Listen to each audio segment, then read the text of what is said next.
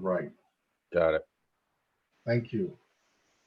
So introductions. Let's see. Mac, why don't you give us, like, where's your current hometown, and what is one relevant fact about you that would be interesting for us to know? I currently live in Clarksville, Tennessee. I just moved here. Relevant fact. I was a reenactor for 20 years. So I know a lot about the details of life in that period, but not trains. So. Oh, great. Good. Well, welcome. Welcome. Joe. Yeah, hi. Joe Rupert. Live in Northern Virginia in a town called Herndon, which is not too far from Fairfax.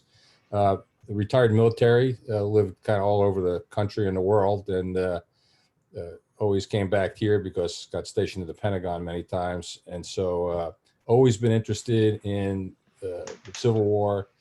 I'm a logistics guy, so I've always been interested in logistics in the Civil War, and spent a little time trying to track down the Orange and Alexandria route around Orange Mills, Union Mills rather, and met Bernie Kopinski once upon a time and was enthralled with his capabilities. And so I've always been interested in this, and I've been collecting trains over the years and want to start doing something myself. Excellent. Wow. Thank you. Welcome. Can I just say something? I think you'd be interested in connecting with John Varna. John Varna? Yeah, he's a group member, and he actually held a thing out of Alexandria. Uh-huh. And he probably knows more about the route. Okay. Than I certainly do. Yeah, I'll do that. Good. All right, sorry. David.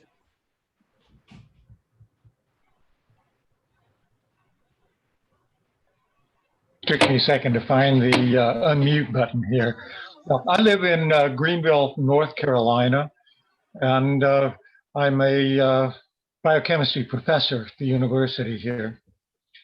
I have an interest in early American railroads, and the Civil War railroading provides me a way to put some focus on the models that I do. I model in O-gauge, and I have a great interest in modular railroading. So I have a Civil War era modular railroad that I carry from train show to train show. When COVID's finally over and train shows start again, maybe I'll bring this railroad up in some area close to you all and you can all come meet me. Great. Thank you, David. David, I was a student at East Carolina for 2 years. So I'm actually from Eastern North Carolina. Oh, wow. Oh, the connections are happening. Yeah. Vince? Yeah, I'm Vince. I'm in the West Coast. I live in the San Jose area, so very Silicon Valley, very close to Stanford here.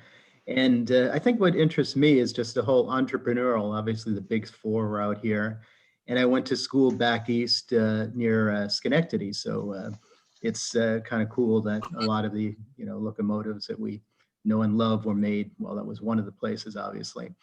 So just early rail, early construction, how they pulled it all off, how they use government funds, how the technology, I mean, we think of like what we're doing here in Zoom and all that, but you displace yourself 150 years, all the technology that was developed back then, and just roll that into modeling and creativity. That's what I enjoy.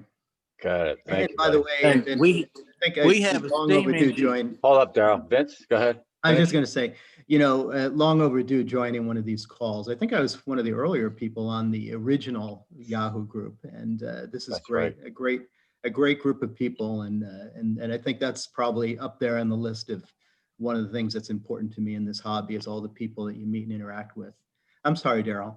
Right. No, that's fine. You said you were from Schenectady. We have a steam engine that operates out of Knoxville on a little excursion type basis here, and it's supposedly the last one built by Schenectady that's still in operation. Really? Pretty cool. Well, I went to RPI, Rensselaer, and they're, right across from, I guess that's the old GE location where they made locomotives. In fact, out here in Berkeley, there are some buildings that are probably still there that they were originally used for, maybe not that old, but locomotive construction and maintenance, big old cement block buildings. Well, if you're curious, check out on Google or on YouTube, check Yeah. out Rivers Rambler. And that's the, I will. and anyway, it was like, this was built and it was on display in one of the local parks from the time Southern quit running steam up until, I guess about maybe 15, 20 years ago. And they brought it back to life, and it's, I just remember I was watching a video the other day and they said they mentioned it being built by Schenectady. And I think they said, if it's not the last, it's like one of the last 2 or 3. Okay. Yeah, I tell you, one of the things, I guess is maybe 10, I'm thinking how long ago this was, that we went out to the Golden Spike site, now I guess it's a national park now. And just seeing those two, even though they're even though they're not the original and all that, but just seeing those 2 locomotives approach from the distance is just so cool. And how, they're much, how do I say, sitting more proud, because we're always, at least me, you're always looking at a little model and you're just looking down at it, but here you're looking up and it's so, it's beautiful. They did a wonderful job. And if you ever want anybody to join this group, send them there. I'm sure there's a lot more there's a lot more vintage steam elsewhere nowadays, but that's one thing that kind of was a hook, line, and sinker. I think that was before this group. Maybe this is late 90s. Got it. Thank you. So Daryl, how about you? Where are you from, and what's one well, you might have given us the relevant fact already, but go ahead. Well, I'm from outside of Knoxville, Tennessee. I grew up in a little town called Strawberry Plains. And there's even there was a railroad bridge there that was a major target during the Civil War because it's the longest bridge on the East Tennessee and Virginia, which connected Knoxville with Bristol and then eventually on to Richmond, and was basically the shortest route through from Richmond to Memphis. Anyway, and some of the abutments and columns and all that are still there. There's a picture of it in the Library of Congress. Got it. And anyway, and that's what I eventually hope to model, is just maybe do a little diorama of that and maybe show some of the raiders. It was, like I say, it was target several times during the war. In fact, in November, the first year of the war, there was a group of Unionists in East Tennessee that plotted to burn all the bridges on the East Tennessee and Virginia and East Tennessee and Georgia, with the idea of crippling Confederate troop movements. East Tennessee was heavily Unionist, and the idea was to cripple the Confederacy's ability to move troops with the hope that Union would move in. Right. It was coordinated, but General Sherman decided at the last minute not to move in, so they were kind of left hanging. I was going to tell DC that I don't know if it would be something he would want to put in his collection bibliography, but there is a little book. The author is Cameron Judd, and the name of the book is The Bridge Burners, and it's about that first attempt to attack the railroads. I think it's already in the bibliography. Okay. I wasn't Thank you. sure. It's not real well known, so I thought I would check it with you. Good. Daryl, you Thank know you. Maryville?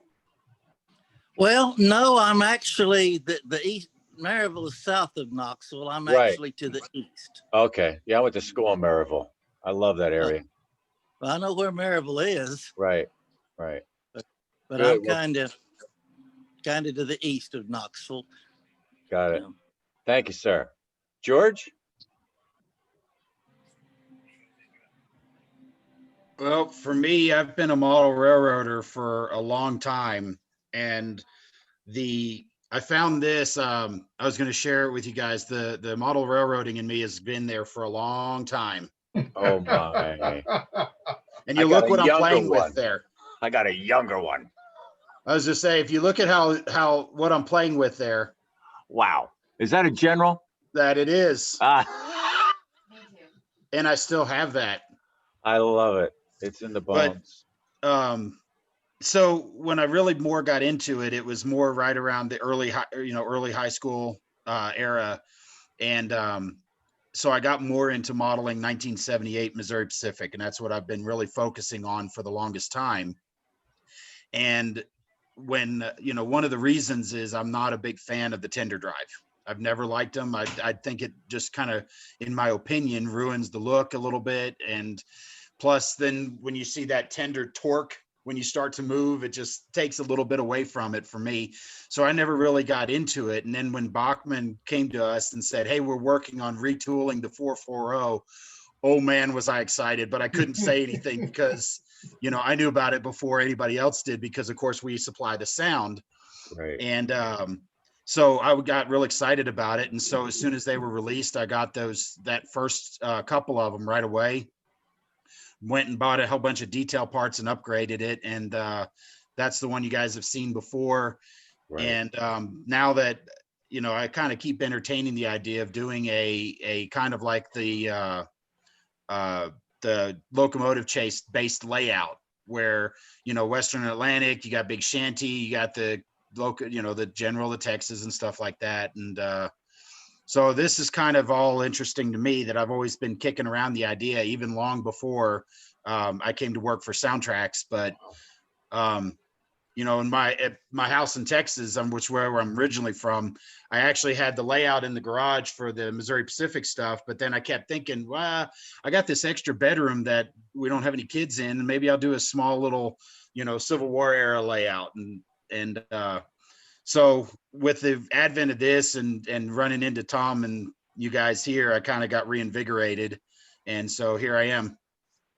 It's great. Yeah, George has provided us with a couple of I've probably got about 4 or 5, no, I got 7, 8 of the Soundtracks decoders in various forms. And I met George a long time ago up in, what was that meet in Massachusetts? Springfield? Oh yeah, the Springfield Amherst. Yep. And I got to tell you, George is one of the most accommodating, user-friendly providers. I've probably had him on the phone a half a dozen times over the years, and I'm thinking, this guy's got the patience of a freaking saint. Because if I'm calling him with some of this knucklehead stuff, I can't imagine the calls he's getting from people that actually know their shit or their stuff. So it was always appreciated, George. So thank you.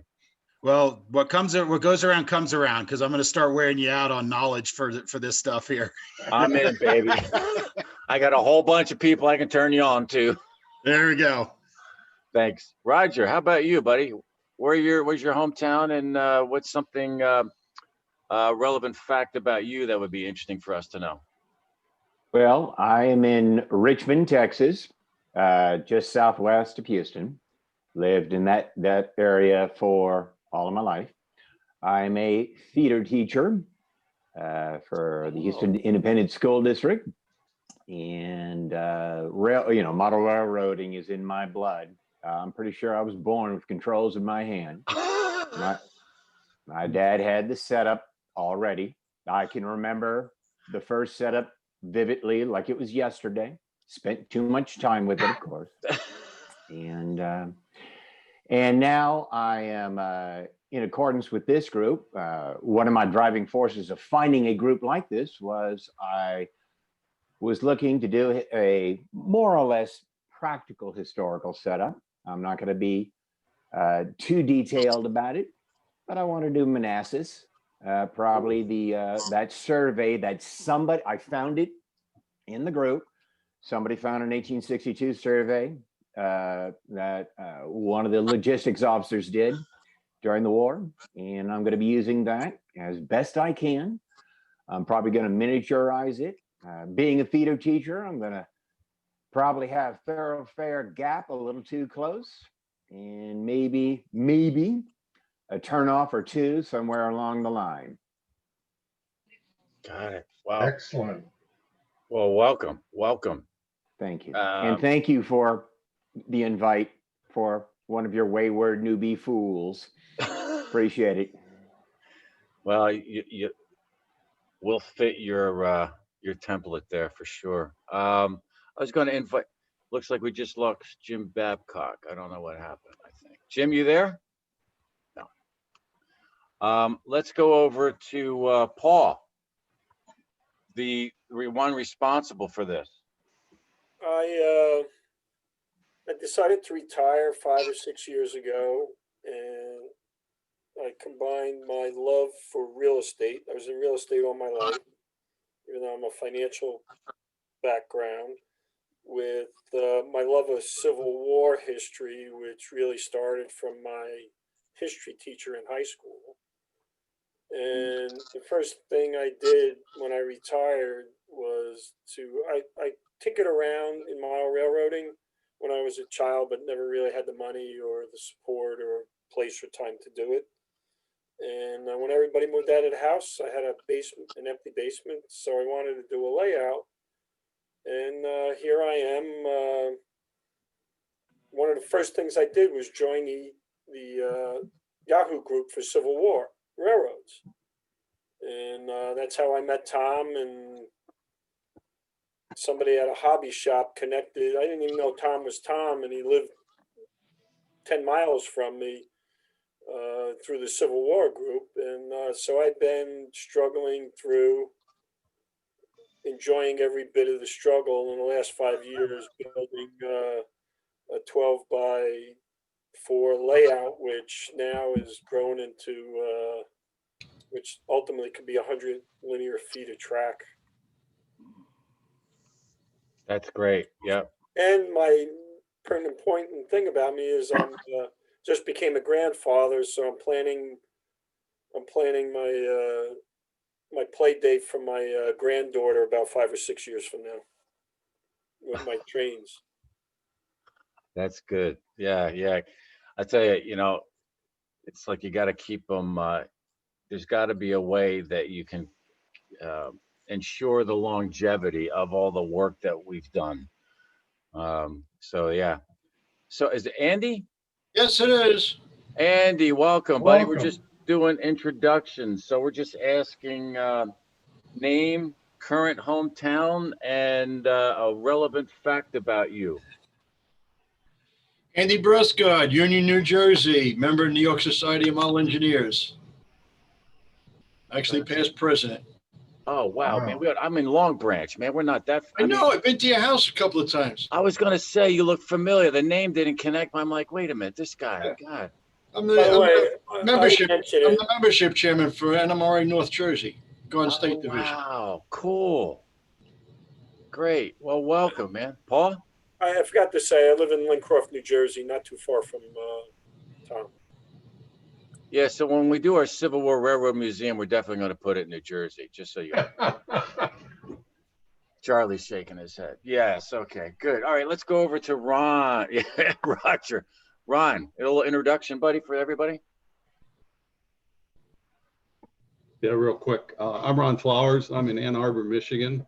I'm a professor at the Eastern Michigan University, and I'm currently modeling Martinsburg, West Virginia, or actually, to be more accurate, Martinsburg, Virginia, at the time of the Civil War, and the roundhouse facilities that existed in Martinsburg. So right now we're laying the foundations for the backdrop. So we're doing some painting work on that. So. Yep. Great. Yeah.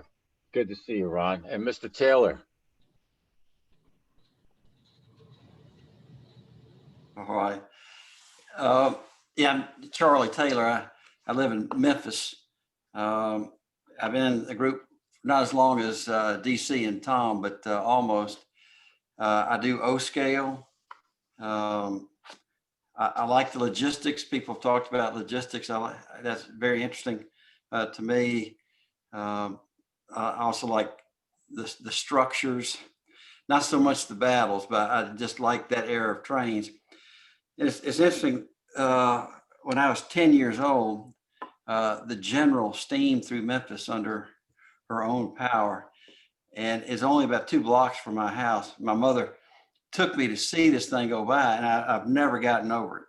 And that's really why I model this era. Thank you, Charlie. DC, anything you want to share with the group about you? Does anybody First care? of all, I want to thank everybody for attending. We have about Well, as I looked a few minutes ago, 793 members of all different interests and skill sets. And I'm hoping that we can make this group another regular. Yep. Yep. I should say I live in Newark, Delaware, and I do, I'm working on my training room right now. I've been modeling for a number of years, and I'm doing a freelance railroad called the Delaware Central. That's Good. it. Thank you. All right. So let's see. Here's where we want to like take a little dive into your interests. And you don't need to have that document I sent you the other night, but this is where we're going to play with the poll a little bit. And if your interests spanned all of these categories, that's fine. So you're not limited to one, no limitations. But when I ask you, or DC will ask you, who was interested in this topic, this is when you can go to your reactions and put your hand up, and then we'll just do some quick calibrations. So DC, are you ready to tabulate? I'm ready to tabulate, sir.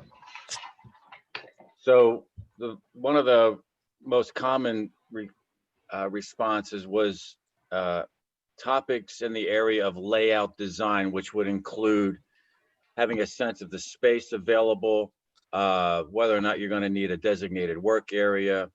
Is it going to be prototype, freelance, or a combination? What's the particular rail line or region, et cetera.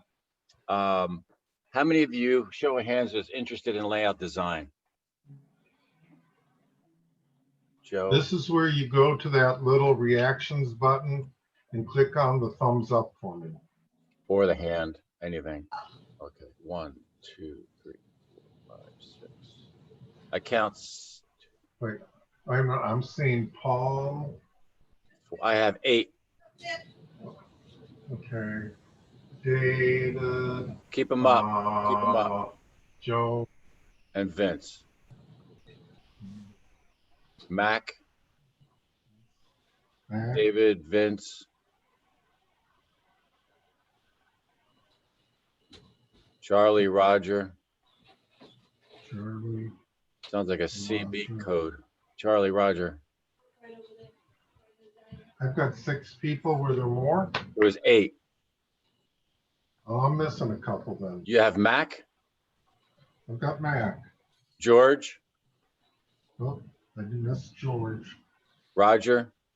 Roger. Charlie? Charlie, I got. Vince? Vince, I got. David? David, I got. Joe? And Joe, I missed. Okay, and Paul? Paul, I got. Thank Got you. it. Cool. Next category, so you can take all your hands down.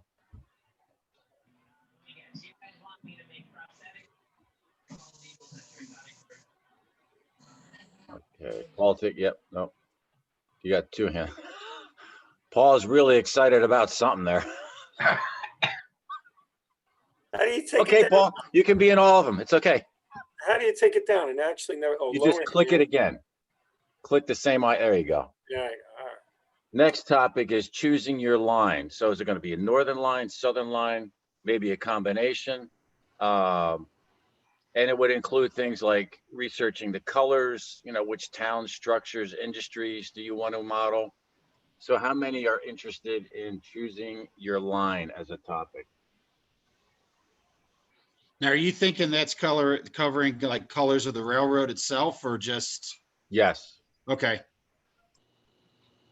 So if you already know what line you want to model, but you definitely need information in color, would you raise your hand on that one? Yep. Okay. So we got Charlie, Roger, George, Daryl, Paul, and Ron, and David.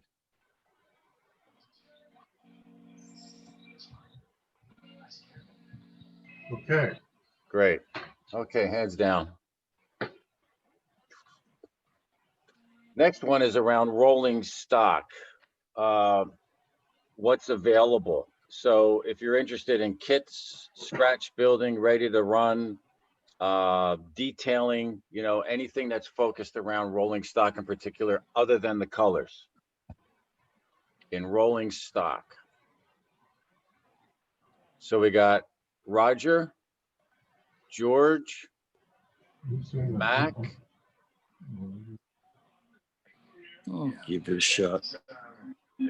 Wow, almost a full house. Roger, George, Mac, Ron. You know what? It's probably easier for me to tell you who's not got their hand up. Okay. Everybody's Okay. got their hand up. Except me and Ron and Andy. Everybody but me and Ron and Andy. I knew I should have crossed out the people whose names aren't on here. Okay. I just added mine. What's that, Ron? You added yours? Yeah. Give me the names, Tom, again. It's Okay. everybody but me and Andy. That doesn't help me the way the list is set up. Because Christina's not here, Bill's not here, Dave Andrade's not here. I've got Dave B, and then Dave Workman was interested. Oh, yeah. Oh, say, I'll help you with that. Okay, so Dave has got his hand up. Daryl. Charlie. Charlie, you got. George. George, I got. Mac. Mac, I got. Joe. Roger. Roger, okay. Joe. Joe Rupert. Okay. Vince. Vince, okay. Paul. Paul, okay. That's it. Okay. I forgot you got an alphabetical. All right, here's one that's this is going to be the biggest challenge for this era. Locomotives. And that categories under locomotives are direct current or DCC or both. How to modify them, how to detail them, where to research for them. So locomotive interest. You have George. Oh, let me start from the top. Hang on a second, DC. Okay, we have Charlie, Daryl, Yep. George, Got him.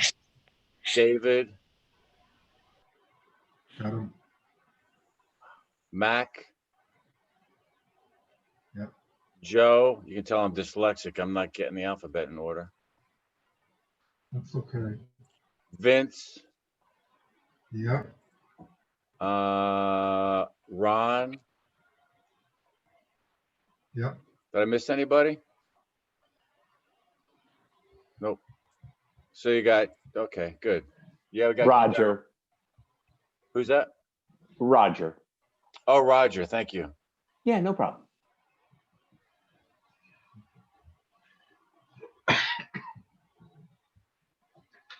Next category is couplers.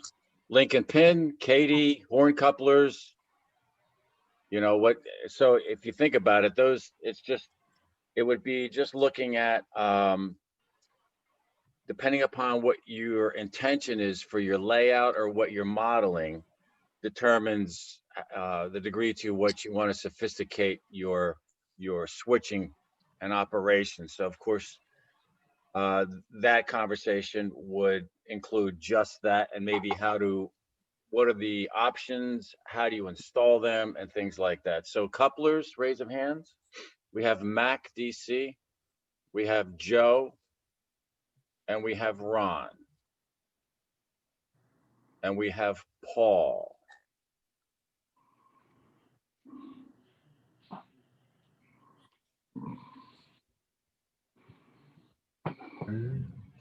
Tom, you missed the decal.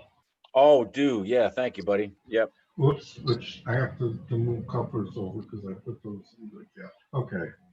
So for those of you that are interested in like decals, and that would consist of like what's available for locomotives, for rolling stock, maybe some ways or ideas on how to do them yourself. So this is just about decaling. We have David and Daryl and George. David, Daryl, George, Ron, Ron, Roger, yep, Roger, Joe, Rupert, yep, and Vince. and Vince. And the last Wonderful. category is how to research for Civil War railroads. So, I mean, this could be just a conversation around, you know, on what's available. But I think based on the emails I've been seeing flying by in the last few days, DC's really compiling quite the resource library for almost anything you want. However, in addition to that, like I received an email, I think from John Sloan, who was doing this, and he wanted to know about hand laying track.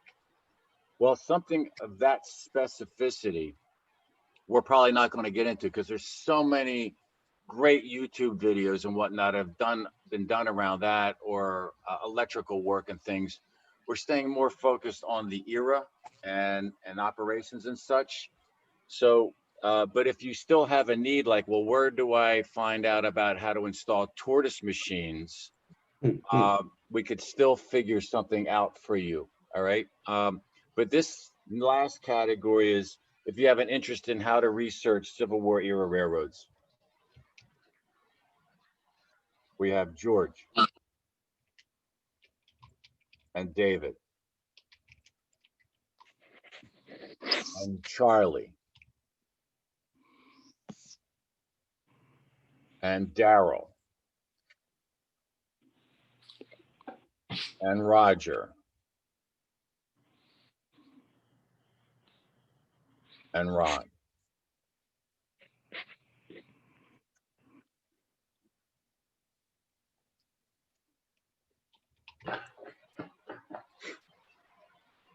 So based on what you've tabulated there, DC, is there, it seems like there's a fair amount of interest in almost every category. Yeah, rolling stock and locomotives seem to be the come to the forefront. We had discussed a couple more, Tom. Can I just mention them? One thing that Tom and I discussed, well, is anybody interested in a discussion of tools that you use for modeling railroads? Okay, raise your hand again. Charlie, you got every tool in the world. You got to be kidding me. I feel like you're a ringer in here, Charlie. Your hand's gone up for almost every category. You got one of the most dynamic layouts in the club. I was slow to lower my hand from the last ballot. Good. Get his name off that list of tools. If anything, we'll have you be the sponsor of that conversation. Okay. I've got Vince. I've got George. Anybody else? Okay. There was one other category that Tom. Did you get Mac? Mac's got his hand up. Mac's got his hand up. Thanks for letting me know. Okay. One other category that Tom and I were talking about in relation to the group, and I'm not sure if I'm jumping the gun on this or not, but maybe setting up something like a mentor program where if somebody has a particular interest, and then we might know somebody in the group who has who would be interested in working with you one-on-one. We were thinking that might be a possibility that some people might be interested in. Is there anybody interested in us trying to pursue setting up a mentor program at this time? Or as an- sponsor, you know, just somebody that's like your coach, if you will. Yeah. Kind of like Alcoholics Anonymous. Except Oh, this that's a would be real great Civil War invitation. Modelers Anonymous. That's a nice analogy. Yeah, here's a group of Except our junkies. purpose is encouragement. It's a really Just as a comment on that, I think I would like that at some point, but I think at this point I would feel like I was committing to I need to get going before I want to hook somebody else into it. So I think that's a great idea and I'd like to do it, but I don't think I'm ready right today. Okay. I agree. That's where I'm at. That's what I was just sitting here thinking. I would hate for somebody. They'd probably be somebody that would push me. That probably wouldn't be a bad thing. But No, these what we're talking about, these are just ideas, and your feedback's important. So I appreciate that. Wow. So right across that list, I'm just writing postpone. Yeah. You know what might be fun to do? We could try this. Since everybody's got such an interest in so many categories, here's what I'm considering. I've never done this before, but I think I can pull it off. Would be to set up like maybe 3 breakout rooms. And I would ask Charlie to monitor one, and they maybe Ron look at the other, and then either DC maybe do the third one. And so maybe one group is talking about locomotives, another group's talking about rolling stock, and another one's talking about layout design. What do you think? and then maybe do it again and rotate them. Yep. Or give people a chance to maybe do one meeting and one another. Yeah, we can do them for like 15-minute, like speed dating kind of thing. Right now you're talking about? Because we seem to have just about the same amount of interest in rolling stock, locomotives, and actually maybe decals. I may have made some boo-boos there. I guess my personal thought is that I think everybody has the interest. Let's just power through them as a group. So that way, if we're in one group and then somebody mentions something in another group and now we miss it because we're part of another discussion and it maybe gets to being brought up again. Yeah, you know what? That's a great idea. Since everybody has such interest in so many categories, we're not going to be, my fear is always we're going to lose somebody if we're not talking about something that they're not interested in. But I think to your point, George, everybody's pretty much interested in most of the categories. So let's do that. So can I just ask one thing? Yeah. Are there, we've mentioned 1, 2, 3, 4, 5, 6, 7, about 8 topics today. Are there any topics that you can think of that are not under what we've mentioned that you're interested in? Great question. Good. And the only thing I would say at some point in time, it would be you sort of already excluded it as one of the topics in terms of like the handling track.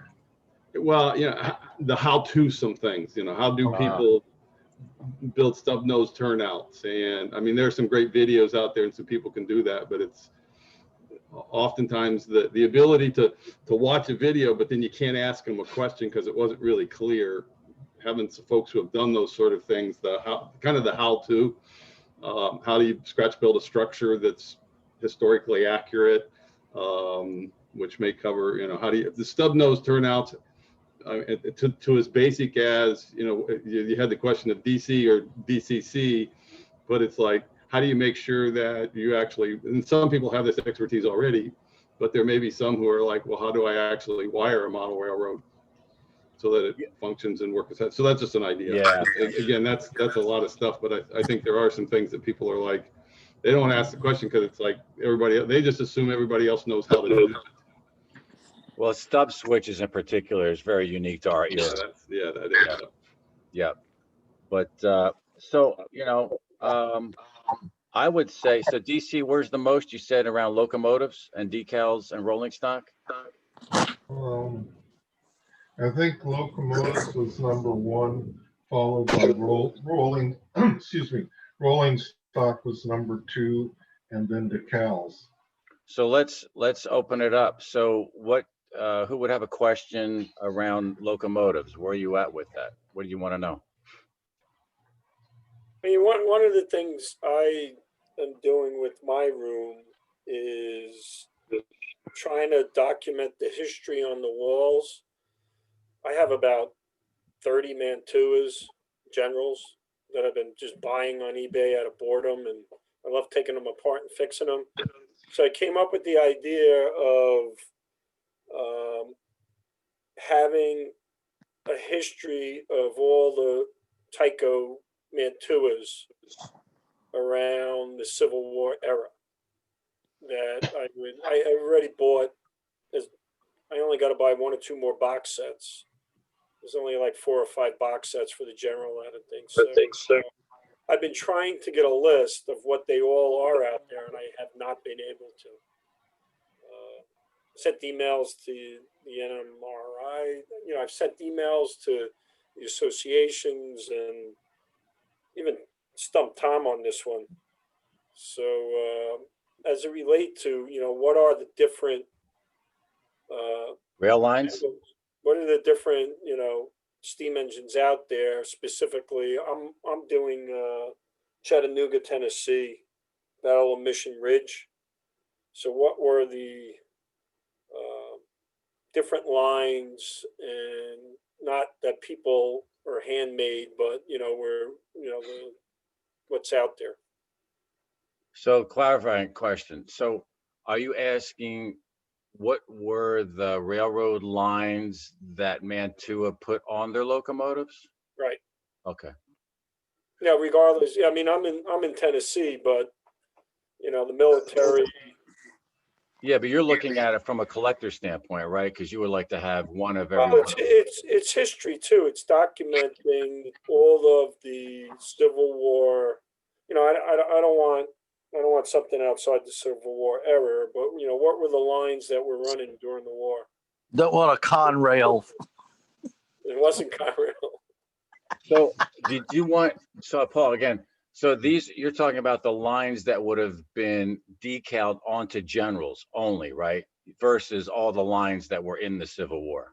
Right. I'm specifically doing the general. I have pictures Got of it. the general up on the walls. Like Right. the Does anybody, V&T, yeah, I you get got it. the pen. Does anybody have any suggestion for Paul, like where he could locate that information? Got You're on probably not going to like it, Paul. There is a Facebook group called Old School Model Railroading. Now, since most of that Tyco Mantua stuff is from the 40s, 50s, and 60s, they're very deep into it. I don't see too much discussion about the general because it's an earlier time period, but earlier other locomotives, you may put a question to them. That's Okay. great. Thank you. Good idea. The longer approach would be to go back through back issues of Model Railroader and just look at the ads. There is an article in Model Railroader that traces the history of the Tyco General, and I have it someplace. I'll have to dig it up. I made a photocopy of it. All right, man. I'll follow up with an email for you. Thanks. Perfect. Ron, What about? Ron, can you email me a copy of that? Yeah, I'll see if I can dig it up. Bibliography? Because at one time when I was doing my research, what I did was I have the archives for Model Railroader, and I went back through and did a search, you know, steam, Yep. Civil War, Yep. that kind of thing, and it's called like the General, and it sort of gives you some background to when Tyco brought it first out and that kind of, and that may be useful. It may provide some links to other resources, but Thank yeah, you, I'll dig that up in my. If I could just make a comment, I mean, my whole experience is I'm limited to the amount of time that I could spend on my modeling. I've gone back to work, and like DC, I would never have the time or be able to go back and dig through all that stuff, where I know some people do. You know, for being a new modeler, I have so many other things to research, and I have so many other ideas that I want to do I just don't have the time to do everything I want. And Well, that's spot on, right, Paul.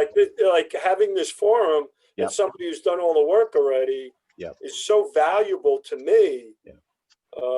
Because if I had all the time in the world, I would love to go through all the modeling railroad magazines and research them. I just don't have that time.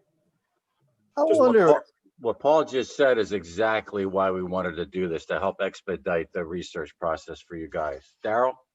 I said, I wondered if Walters had any copies of their old catalogs. If, you know, they a lot of times list the different models by the different road names that they have for sale. I wonder if they might have ever carried it and might have any kind of list on it. I mean, Good what I idea. have done is I've gone on eBay and I've bought catalogs. Right. So I've done that, but Okay. and I've searched eBay because I do spend time instead of fighting with my wife looking on eBay. And you know, things pop up and I have a hard time determining what somebody just did Yeah, on yeah. their own versus what actually, you know, was built. Good. So I want to just keep this moving so we get a lot of people to talk about what their interests are. So Ron's going to get something to Paul and DC on the research of that. I'd love to see it too. So put me on that list, Ron. Thank you. Charlie. Paul, are you just wanting to decal the engines for the 4 lines around Missionary Ridge? No, I tell you. No, I'm interested in all of the engines that were made by Mantua or Tyco around that era, not specific to my line. Oh, okay, right. Right. He's got a nice collection going. He really does. So thank you, Paul, for that. Who else has got a quick? George. And then David. I'll start off by saying when it comes to the locomotives, I know one of the topics was DC and or DCC. If anybody has any DCC questions, obviously I have a little bit of an expertise on that side of it. So please feel free to reach out to me, georgeb@soundtracks.com, and I'll be happy to help answer anything I can for you regarding whether you want to convert DCC, what the benefits are, advantages, things like that. But my question for researching is, you know, trying to be somewhat as accurate as possible with the locomotives. And it has to do more with like the coloring, paint, decal work and stuff like that. I mean, I've detailed models before. As I mentioned, I've got this is the cab from a Bachmann 440 that's completely stripped. But what do I paint it as? And if I'm trying to model, you know, like I was talking about the Western Atlantic, I was reading through John Ott's stuff that he has on his website. He's got a couple of great references where he has color illustrations and so forth of all the different types from the different manufacturers, whether it be you know, the Cook locomotive, Boston Locomotive Works, Hinckley, or Rogers or whatever. And part of my question is, how accurate are those drawings, or do we know? And then how can we tell what colors? Because it looked like, based on his diagrams, 3 of the models that I was actually looking at doing, the Texas, the General, and the Yona are all 3 in there. The General and the Yona are in a greenish color, but the Texas actually pretty closely matches the Bachmann model, without, of course, a few minor details. And so, you know, if I was doing a detailing painting job and trying to come up with decals for these to put the striping and all that stuff, that's kind of where I'm at with locomotive side of it, you know, going in. I've just ordered probably about $100 worth of detail parts from Precision Scale, and I've got another $100 worth of stuff coming from Shapeways, and I'm just going to kind of piece it together and see what it looks like. Right. But you know, once I get it put together, then it's like, then my question is, well, then what do I paint it and how do I decal it? Because I don't want to go through all that work and not have the skills that I have to be able to create a decal. So There I have a are thought, a and number I'll of ask somebody people. else. Let me give it a shot first, DC. The first thing I would think is, and you guys check me on this, is it a specific locomotive you want to do or a generic locomotive? That would be the first question. And then if it's generic, then that leaves you a pretty wide berth of what you want to do, because you know, those cabs would have been either painted or varnished. And I'll stop there. DC? Okay, I was just going to say, John Ott, his renditions, his drawings are probably as accurate as you're going to get. There are a number of people out there who have done research into the engine colors, and I think Randy Hees is among them, and John, and well, there are a couple of other people whose names don't come to me, but John has been part of that interchange of information and discussion. It's like when you go through, let's say, an engine that's in the B&O Railroad Museum. They actually go down through the paint layer by layer to find out what it was originally painted. So I recommend to everybody, you go to John Ott's website, and his drawings are well worth it, a good look. And that's Does all I that help, wanted to George, say. or you have another follow-up question? Well, I mean, I guess that was mostly, I mean, because colors and then creating decals, which I know we have a whole nother topic on for decals, so I can hold those until then. But mostly my thought was like, you know, modification, stuff like that. I'm not afraid to take a model apart and put it back together. But it's coming to painting, decaling, and coloring. Because what I figured is I'll do 4 locomotives, 3 of them based on real locomotives, and the 4th one will be a kind of a freelance, kind of my own. And I did find a Western Atlantic locomotive roster on a website somewhere that I have. So it was mostly like, because I've seen instances where they say the color of the railroad of the locomotives were based on the manufacturer, not necessarily the railroad like they are today. Right. And so that's kind of was my question. How do I know which railroads used what colors? And then would I have, like, say, for example, if we do the U.S. Military Railroad had a Rogers and the Western Atlantic had a Rogers, would they be painted similar or the same with just the different lettering on it? Yeah. Yeah. Again, so when I look at the generals that I've converted, you know, most of them are the Southern lines. I've had to go generic because the Catoosa, it's like nobody's even heard of that name most of the time. And in talking to John, he said, listen, he says, you want to look at who is the manufacturer. And then there's information that is available, probably even on our site, where it will give you what were the generic colors that particular, like Danforth and Cook even used purple. And there's other, you know, so if you know the manufacturer, which most of them you can find who manufactured the locomotives, Dave Bright, his site, CSARailroads.com, he lists all the railroads, and he has lists of all the locomotives and the manufacturers and the cylinder size and all kinds of crazy details. And that'll at least give you some avenue into like what were some of the colors you can really go to the bank with. Charlie? Yeah, for those of you who might not know Dave Schneider, all right, so there's Schneider Model Railroads.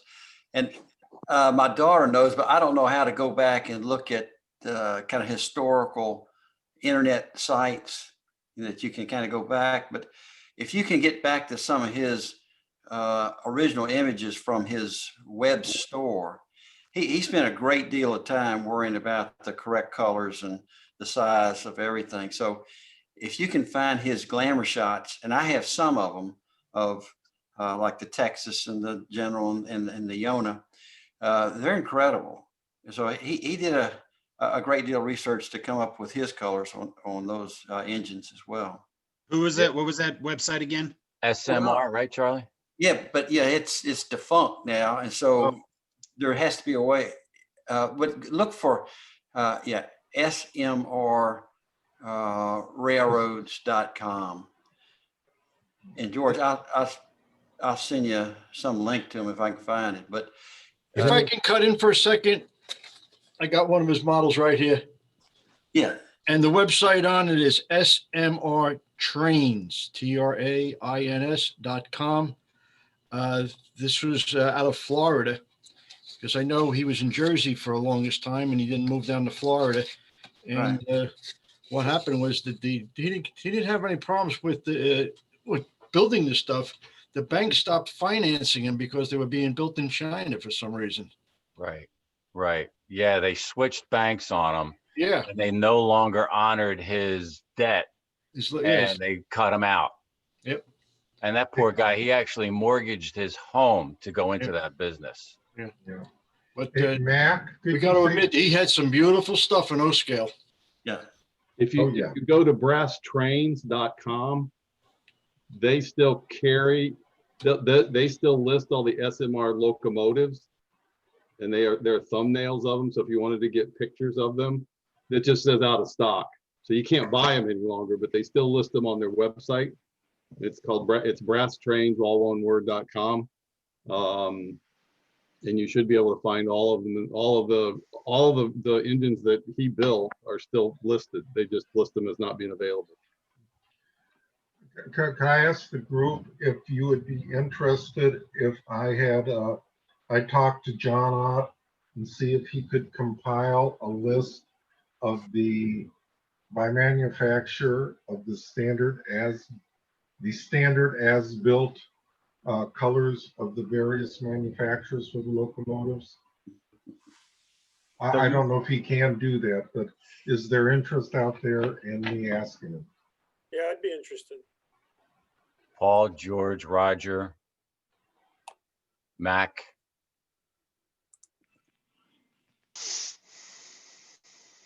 Paul, George, Roger, and Mac. Yep. Okay. I didn't know we were voting, but I'll be for it too. Oh, Daryl too, DC. Okay. And Vince also. And Vince. Yep. I see the thumbs up on that one. Okay. So I will ask John if he would be, he's been very gracious with his drawings. So, yeah. I have two of his, I have the Texas and the General on my train room. They're really nice. Photographs are beautiful. Yep. Any other questions about locomotives, gentlemen? I had a question. And if you've never seen a John Ott drawing before, there's one right there. Yeah, beautiful. They're just fantastic. I mean, this is really super basic, which is, I guess, why I'm here. I was doing model trains in the 70s, and I went to college and got married and had kids and just never paid much attention to it anymore because I didn't have the time or the money or the space. And then my kids moved out and I said, well, I'm going to get the Model Railroader magazine, and I opened it up and I about fainted because, I mean, these things have sound now, and I mean, it's completely different. I understood, running feeders to the rails and putting insulated joiners in to make different blocks, and that all made sense to me. And now it's like, oh, I got to buy this multi-$100 thing, and this, how do you cram this stuff into a little tiny 440? And it's just so overwhelming that I just said, look, I'm just going to hang out for a while because I'm not ready to commit to that. So my question is more basic. Is I'm planning to start with just running some feeder lines, old school style, and getting things running. Are there things that I can do when I'm doing that will make it easier to switch later? I mean, I don't want to do things that I'm like, if I'd only known to do this instead of that, it would have been easier. Or is that a crazy question? No, I think, George, you want to take that? Yeah. Sure. When you're doing this, the best thing I can say is if you're looking at doing multiple blocks of DC, just make sure you wire the layout for DCC. And what I mean by that is basically drop feeders in every section of the layout. And then you can have the insulators, but then you can run either a single bus around the underside where you have your positive and negative and then just join everything together. Or you can have your wires coming from the feeders down to your control panel where you have the different toggle switches or whatever. So that way, at least you have the bus wire and the feeders all the way around the layout so that it's easier to convert later. Cause then all you have to do is cut those feeders short and then clamp them to a bus wire. depending on how big your layout is. I mean, if you're doing like a 4x8, let's say, for example, then that'll be fairly simple. But the more feeders, the better, because when you do eventually convert to DCC, you want to make sure you have that top signal, that the best signal going through. And rail is not as good a conductor for transmitting that signal as the copper wires that you're going to use underneath. Okay. And so that's why you want more of those feeders all the way around, is to make sure to maintain the signal strength. Biggest thing is just make sure you pay attention to polarity. I always kind of had a way to do it. Red I always did on the inside, and black was always on the outside, depending on what I designated, because it was easy to remember. Baltimore and Ohio, Rock Island, but black outside, red inside. And I just lived through this, Mac, and Tom knows. I started out with DC just because of the same reason that you said with the DCC, the amount of money, whatever. And I actually have I'm rewiring everything and reconverting because I didn't know any better when I started. But what I enjoy the DC and I enjoy the DCC. So my layout with a toggle switch, I switch between DC and DCC. So you could start out with DC to build your layout, which is simple, what you're comfortable with, which is what I did. I had a 4x12, and just put a toggle switch in that you run at DC, and then when you're ready for DCC, you just have the toggle switch over to the DCC. There are DCC systems out there that the Bachmann, I bought the Intercontinental Rail, that you could only run 2 trains, but that's what got me into DCC. So I bought I got 2 DCC trains and a small system for like $253. I later bought a bigger DCC system, and now I'm rolling it out. But I wish I had this forum before, because I'm running my main line, George, off a AWG20.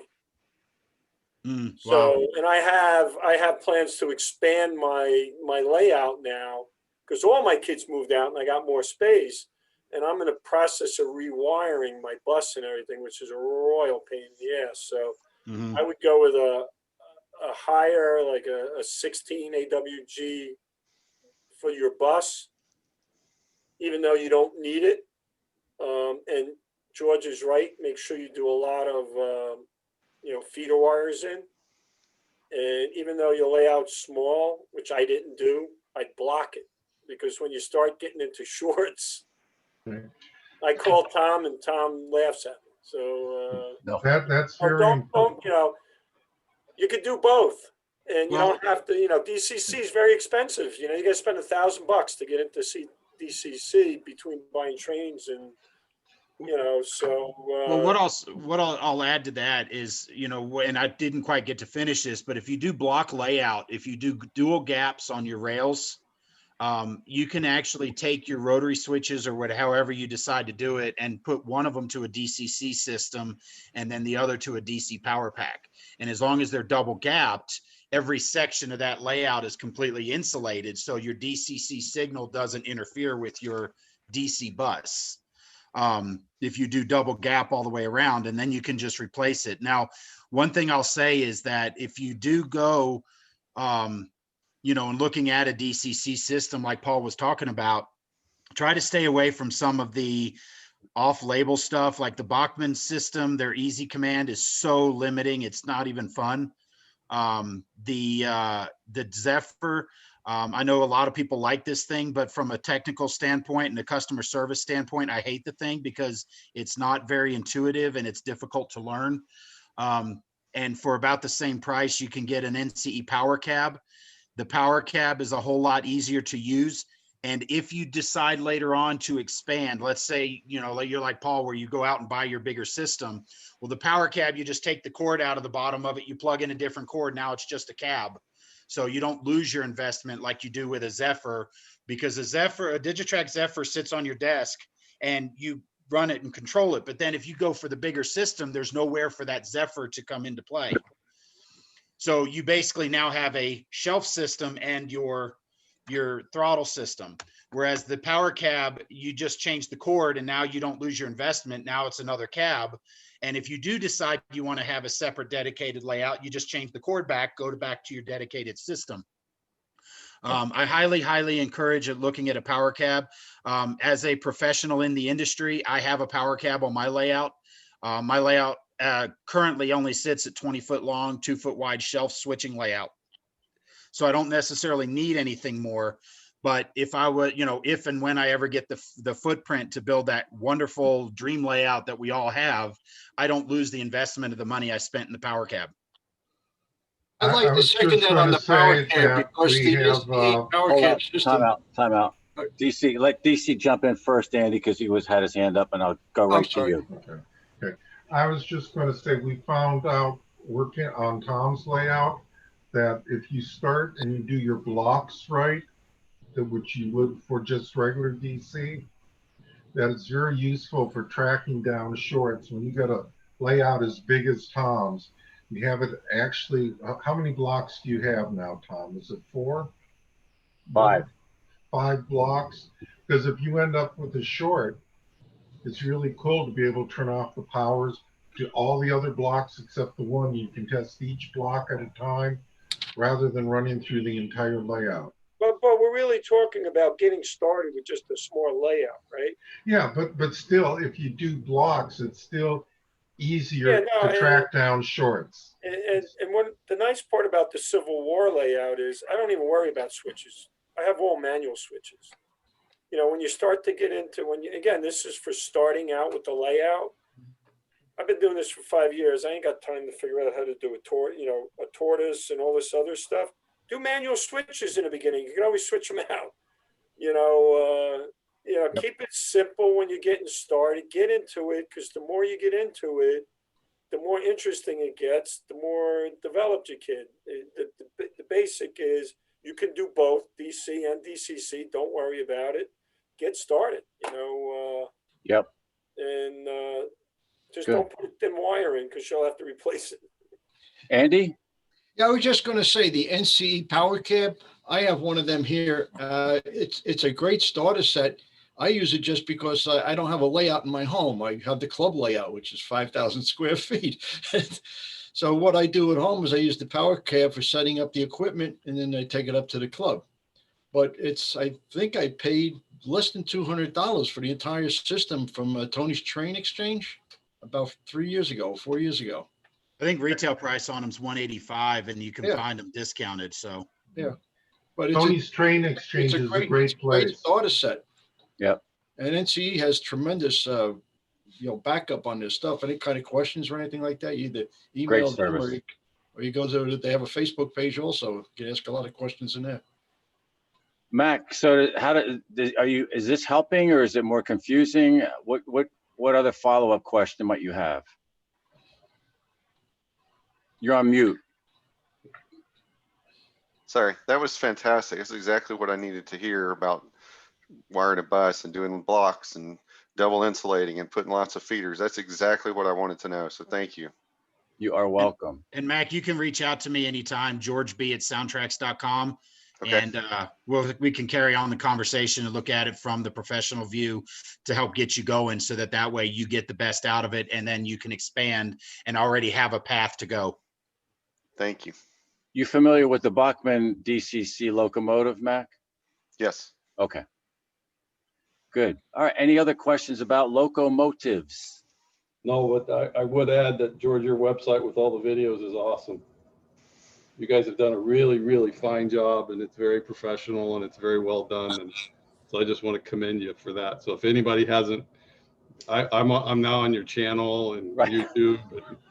And you've got your webinar, and it's awesome. So thank you very much. Appreciate it. David, did you have a question?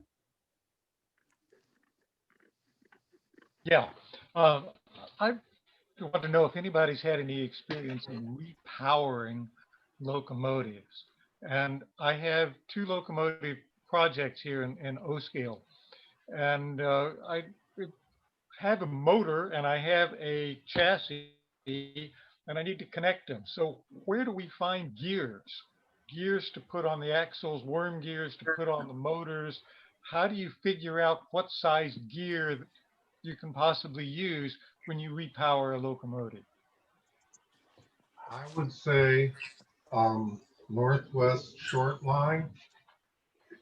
This is based on my personal experience. It's pretty good. They'll want to, they'll need to know your scale. They'll need to know your axle diameter. I contacted them because I went to the site and I'm a very much novice in terms of repowering locomotives. And the first question they asked me was, well, so assuming that your axle, this is for HO, this is the series you need to look at. And they can probably be a lot more, very helpful, Northwest Short Line. Do they show the, what the bore size of the gear, the shaft size of the worm in their catalog? Or do you have to go directly to them and ask them? They have stuff like that in the catalog. Okay. Thanks, DC. Very helpful. Andy? I was just going to jumped in and I was going to say Northwest Short Line also. I've dealt with them a number of times on repowering both HO and O scale locomotives. They have complete gearboxes that you can use. The axle size is all you need to know, and you can get a complete gearbox to put on top of it. Thanks, Andy. Cool. Any other questions on locomotives? All right. Is anybody interested, I'm talking, of course, just HO scale, but is anybody interested in me putting together a list of what all Civil War era HO scale locomotives have been produced, in addition to the Bachmann and the Mantua? There have been a number of other manufacturers, usually in brass. I'd be happy to do that if anybody's interested. Mac and Roger are, and George. Okay. And looks like Vince and Ron. I will do that. David, I would also recommend that Jerry Dykstra. Yep. To ask questions about gear ratios and those sort of things. He's really, really good and really helpful. And he worked extensively with Al on the construction of the Generals. So he's a great resource in that. Good call out, Ron. Cool. Let's see. Well, we have about 7 minutes left. We could, let's just, let me see, how do I want to do this? We could open up another question, and then here's what I would like to do though. Would you guys be interested in regrouping in 2 weeks to further this conversation? Anybody got open to that?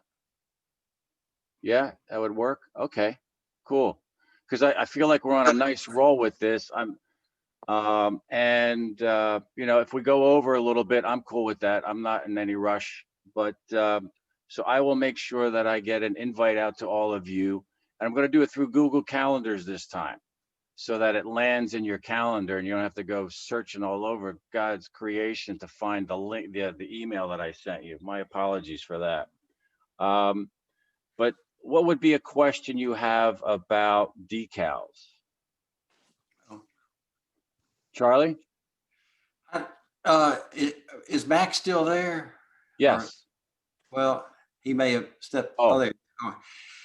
I'd like to back up just a little bit about the DC versus DCC. Good.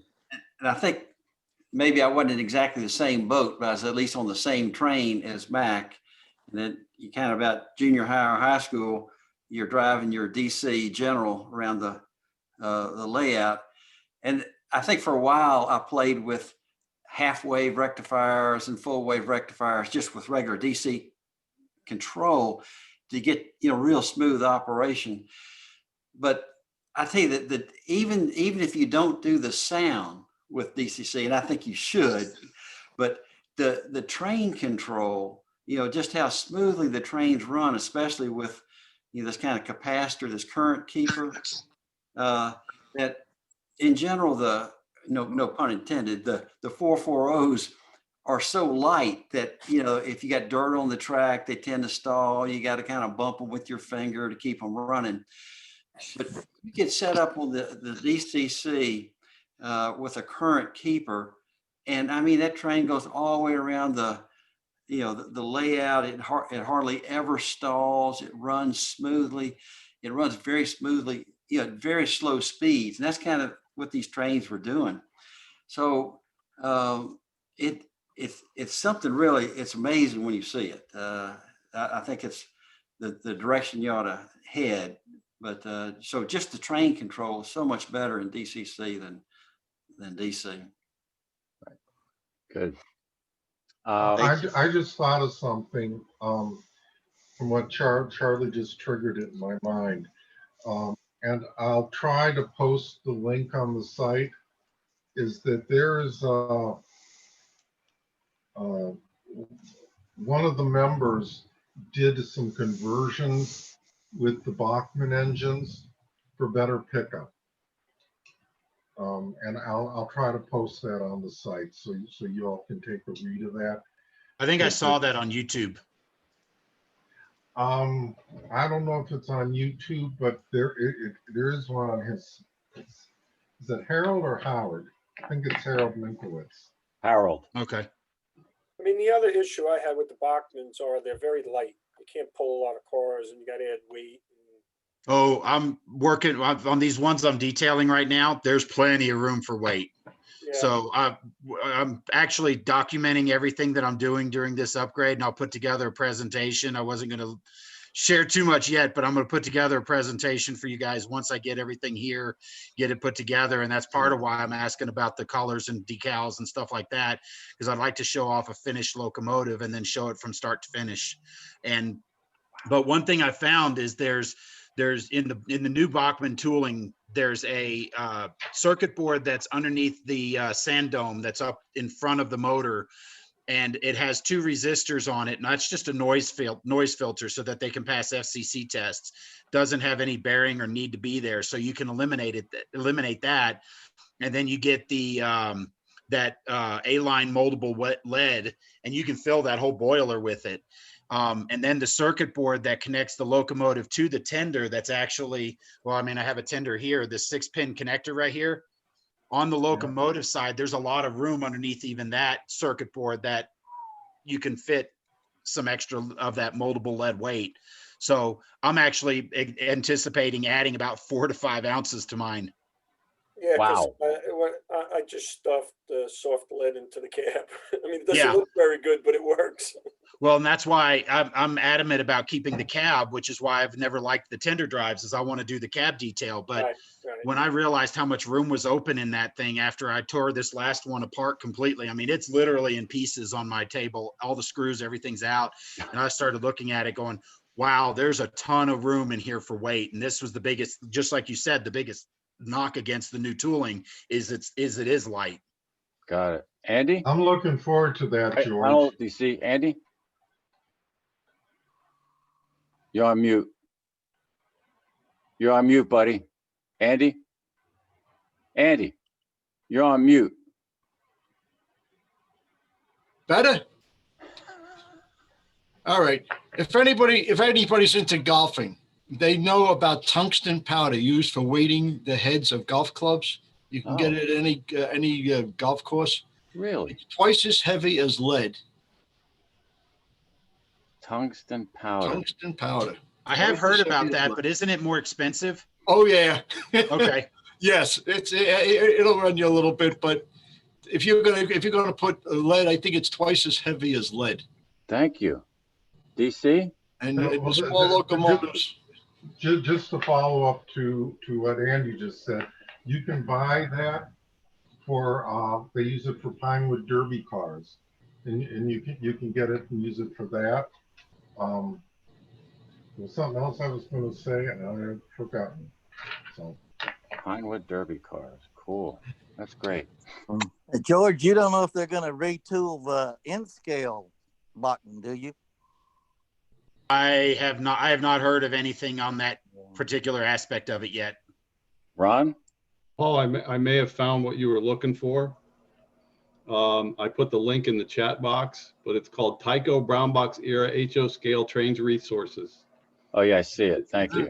It's a history of Tyco, the company, and all the trains that they produce. There's also a link for all the Manitou catalogs.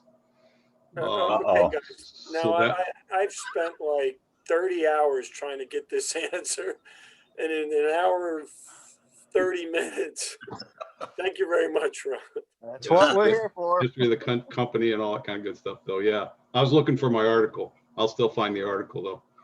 That's why I love you, Ron. You're, you know, as soon as something comes up, you're on the internet and you're searching it out and bingo. It's No like, kidding. Yep. you're, that's great. Knowledge has no value unless shared with others. Absolutely. Great. Well said. So gentlemen, we're at our end time here. So I hope you found this valuable. And if anybody has a final comment, please share it. If anybody is reading Trying Times, the new book that's been out on the, it's excellent. I just finished reading it. It is really good, isn't it, Andy? Yes, very good. I never had any idea that the Confederate cavalry got up into almost into Delaware to wreck that railroad. Charlie, were you going to say something? What was the title? This Trying Hour? This Trying Hour, yeah. Okay. It's in the bibliography. Yeah. Yeah, well done on that. The other thing for beginners, you know, with the wiring and the hard, you know, the stuff we're not talking about, for $12 a year, I joined Model Railroader. And they have a lot of good, like, tutorials out there. George's stuff is good, George. I really enjoyed your stuff. You know, that is also good. But for $12 a year, I get emails and, you know, there's a lot of stuff out there if you're starting to do, you know, how to solder, if you forgot how to do all that basic stuff. Right. Good. Okay, gentlemen.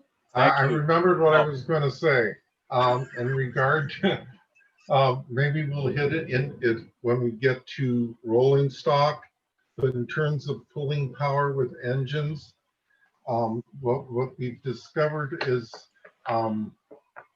you don't necessarily need to weight your cars to NMRA standards. Right. If you keep the weight low in the car, and you'll find that, well, we had a general pulling 18 cars on your layout, or was it more, Tom? The last count was 19. 19 cars. And without problems with tracking or coming off, unless there was something that we did wrong in constructing the car. You know, as you mentioned that when we get into rolling stock at a future date, I'll include that too. Like what would be a basic weight that you could use and maybe even converting actual Mantua cars so you don't have to do any scratch building, but you just take out the weight, replace the weights, real simple stuff. So I'll keep that in mind for when we do rolling stock. Okay, so I think we're good to go. Gentlemen, great time. Oh, thank you so much. I'm Nice meeting all you guys. I look forward was great. to Thank you. Same. Thank you very much. Thank you, Tom, thank you for everybody. putting this together. my pleasure. Thank you, Andy. You all take care. Take care.